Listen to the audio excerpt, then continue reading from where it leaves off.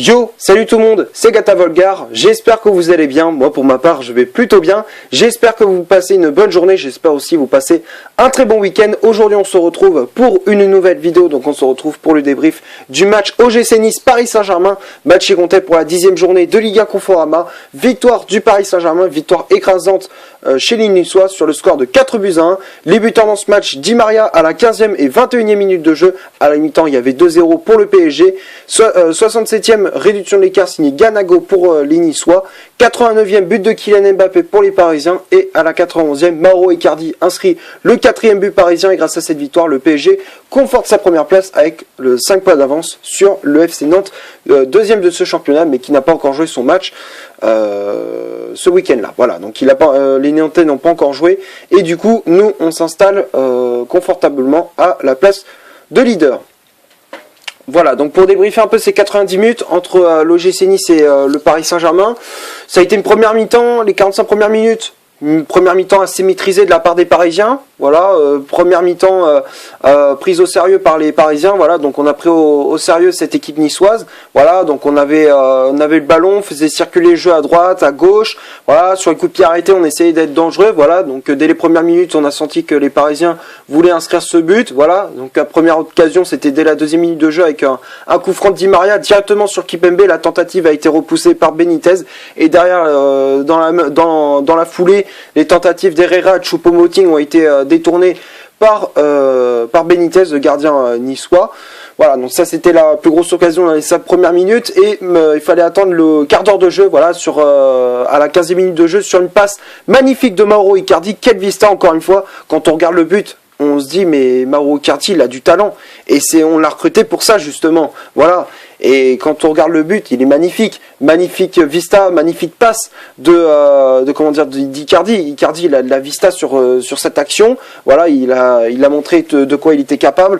Voilà, sur une passe magnifique d'Icardi, Di Maria va remporter son face-à-face face à Benitez d'un plat du pied magnifique. Et à la 15e minute de jeu, le Paris Saint-Germain mène à 1-0 grâce à André Di Maria. Voilà, Di Maria qui a fait un match étincelant. Voilà, donc il a fait un match exceptionnel.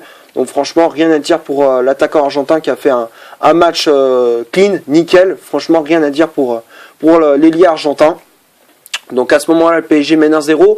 5 minutes plus tard, le PSG double la mise. Voilà, sur une magnifique passe en profondeur de Thomas Meunier. Di Maria vient inscrire le deuxième but d'un magnifique piqué devant Benitez dans un angle quasiment fermé. Voilà, franchement, magnifique but aussi de la part de l'attaquant argentin. Voilà, Di Maria qui a inscrit un doublé durant cette rencontre. Donc à la mi-temps, on mène 2-0. Voilà, donc après, dans les 20 dernières minutes, on a essayé de concrétiser nos occasions, mais on n'arrivait pas.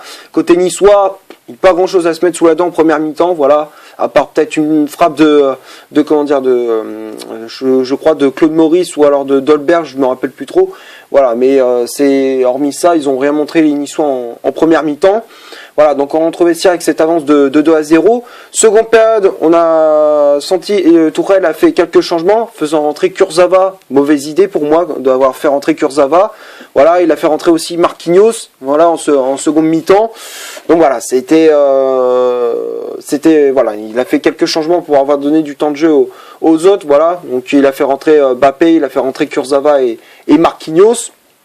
Voilà, et malheureusement à la 67e minute de jeu, sur une perte de balle, encore une fois quand on regarde le but, il est un peu dégueulasse, voilà, on va pas se mentir, sur une transversale de Meunier, Kurzawa, qu'est-ce qu'il fait ? Le mec, au lieu de faire un contrôle, je sais pas, un contrôle ou du pied ou alors de la poitrine, le mec, non, il fait une tête de merde là à moitié, et du coup ça donne, il redonne le ballon à l'adversaire. Et derrière, Marquinhos sur l'action aussi, il était dégueulasse. On va pas se mentir, le mec, attends, au lieu de faire un dégagement classique du pied, non, le mec il préfère faire, je sais pas, un coup d'épaule ou alors contrôle de la poitrine, je sais pas ce qu'il a voulu faire, mais en tout cas c'est un but de merde qu'on se prend. On va pas se mentir sur cette action-là. Normalement, sur une action comme ça, tu te prends pas un but. Je suis désolé, entre Kurzawa qui fait un contrôle de merde, une tête de merde, et Marquinhos qui fait un dégagement de merde, et derrière Kimpembe, bah il peut rien faire là. Ils sont deux contre lui, alors forcément, c'est généralement le mec derrière Ganago, il fusille Navas, voilà. Donc là, sur cette action-là, Kimpembe et Navas, ils pouvaient rien faire, ils se sont fait avoir. Donc voilà. Donc à ce moment-là, le Paris Saint-Germain mène plus que 2 buts à 1. Ensuite, à ce moment-là, Tourelle fait rentrer Kylian Mbappé, voilà, pour apporter un peu plus de vitesse dans le jeu parisien. Voilà, et c'est un choix payant parce qu'à la 88e, il a inscrit un but, un but très joli aussi, voilà, avec je crois que c'est une frappe contrée de Choupo-Moting ou de Di Maria, je sais plus trop. Ça revient dans les pieds d'Mbappé qui n'a plus qu'à ajuster Benitez, et à la 88e, le Paris Saint-Germain mène 3 buts à 1, et à la 91e, Icardi inscrit le 4e but sur une magnifique passe de Kylian Mbappé, un magnifique caviar de la part de l'attaquant parisien. Et à la 91e, Icardi qui inscrit le 4e but parisien. Voilà, donc il avait marqué avant la trêve internationale il y a 15 jours contre le SCO d'Angers au Parc des Princes. Et cette fois-ci, il récidive face aux Niçois. Et le Paris Saint-Germain, à ce moment-là, mène 4 buts à 1. Et c'est le score final. Voilà, donc on va passer maintenant à la composition d'équipe que Thomas Tuchel a aligné pour ce OGC Nice Paris Saint-Germain. Donc ça a été un 4-3-3, voilà, donc il y a eu plusieurs schémas tactiques durant ce match. On était passé du 4-4-2 au 4-3-3, après on est passé du 4-3-3 au 4-2-3-1. Voilà, donc moi j'ai préféré prendre le 4-3-3 parce que ça a été ce qui représentait le plus dans ce match-là. Donc 4-3-3 classique, avec Keylor Navas dans les buts du Paris Saint-Germain. La charnière centrale, c'était Kimpembe associé à Thiago Silva. Silva qui avait le brassard de capitaine, bien évidemment. Thomas Meunier, latéral droit.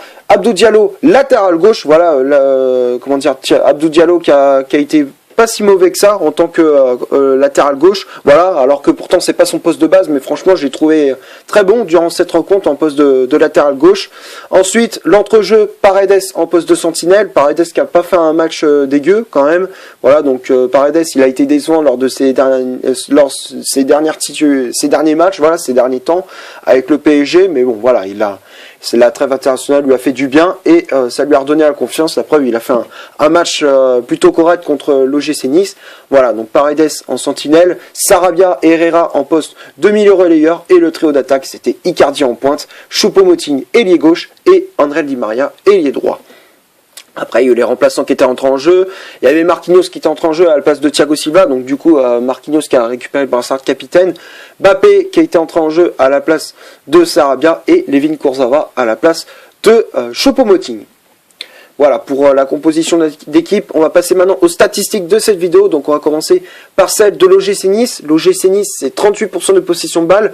Un corner, 6 tirs au total, dont 2 tirs cadrés, dont un but, une position de hors-jeu et 13 fautes commises. Donc ça, c'est du côté de l'OGC Nice, avec en plus 2 cartons jaunes, un carton jaune et 2 cartons rouges. Voilà, donc c'était les expulsions, c'était Erel et Cyprien. Voilà, Cyprien qui a fait un geste d'humeur. Voilà, donc du coup, il a reçu un carton rouge. Voilà, c'est vrai que c'est un peu sévère, mais bon, voilà.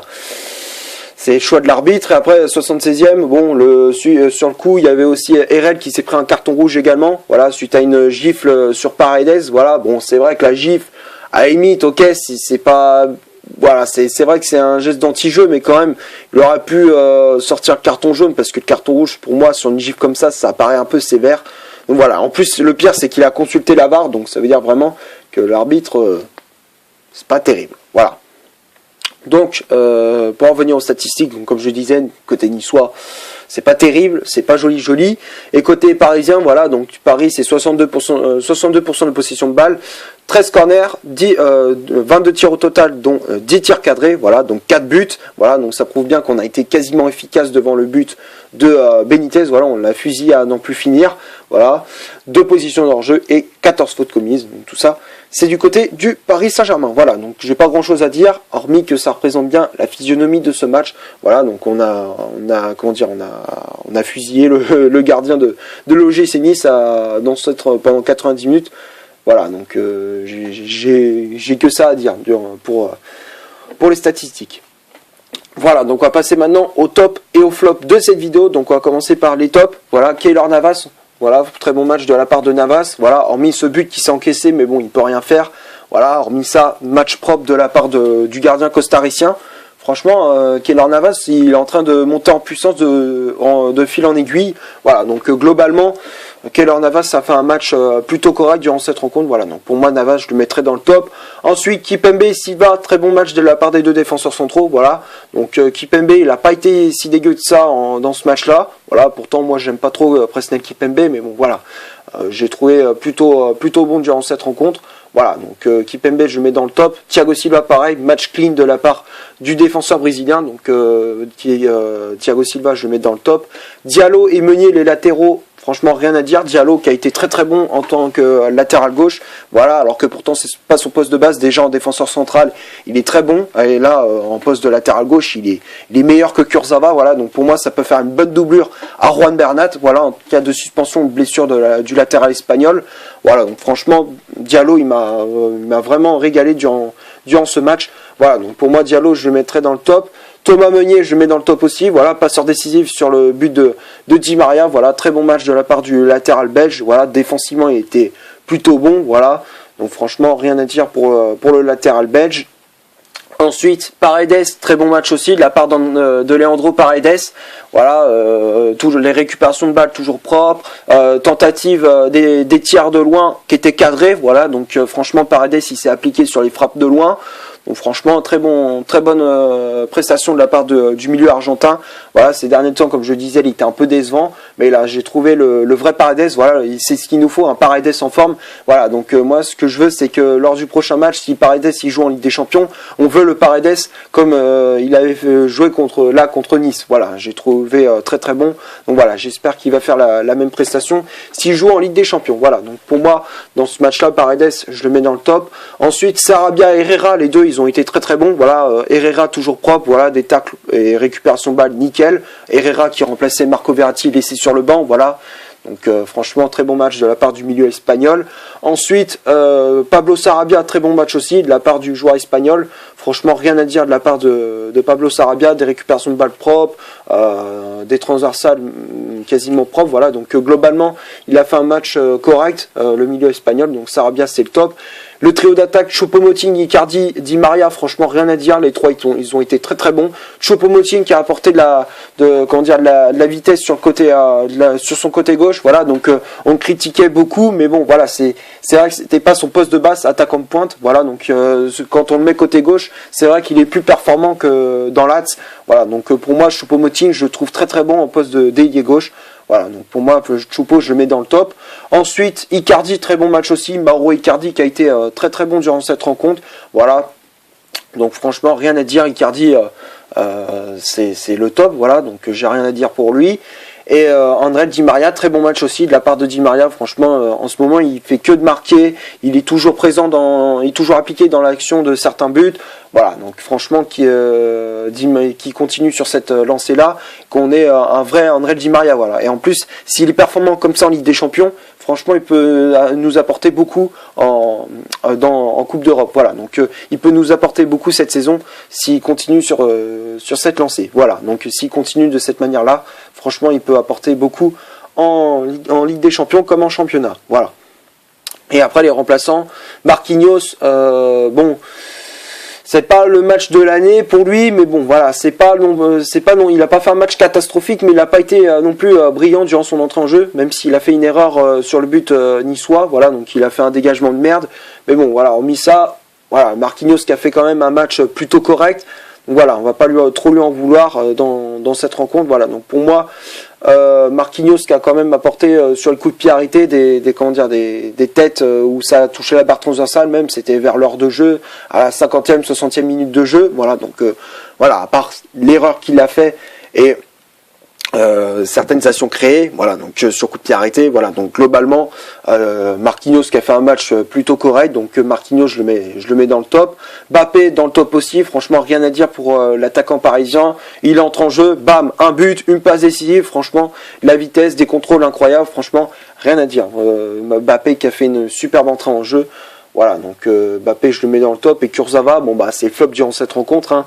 Voilà, Kurzawa toujours des centres de merde, toujours des contrôles à la con, voilà, toujours des pertes de balles dangereux. Voilà, franchement c'est plus possible. Kurzawa, pour moi, il faut à un moment donné, il faut savoir rendre les armes. Là il faut au prochain mercato et qui dégage. Voilà, donc pour moi, Layvin Kurzawa c'est plus possible. Pour moi, il est à la ramasse, quoi. Il est cramé, quoi. Voilà. Donc pour moi, Kurzawa, si je devais nommer un flop durant cette rencontre, pour moi, c'est Layvin Kurzawa. Voilà, donc c'est tout ce que j'avais à dire pour ce OGC Nice Paris Saint-Germain. J'espère que la vidéo vous aura plu. Si c'est le cas, vous laissez un énorme like. Tu cliques ici pour t'abonner, pour rien rater de mes vidéos. Tu cliques ici pour en voir une autre si tu le souhaites. Et moi, je te dis à la prochaine pour une prochaine vidéo. Ciao!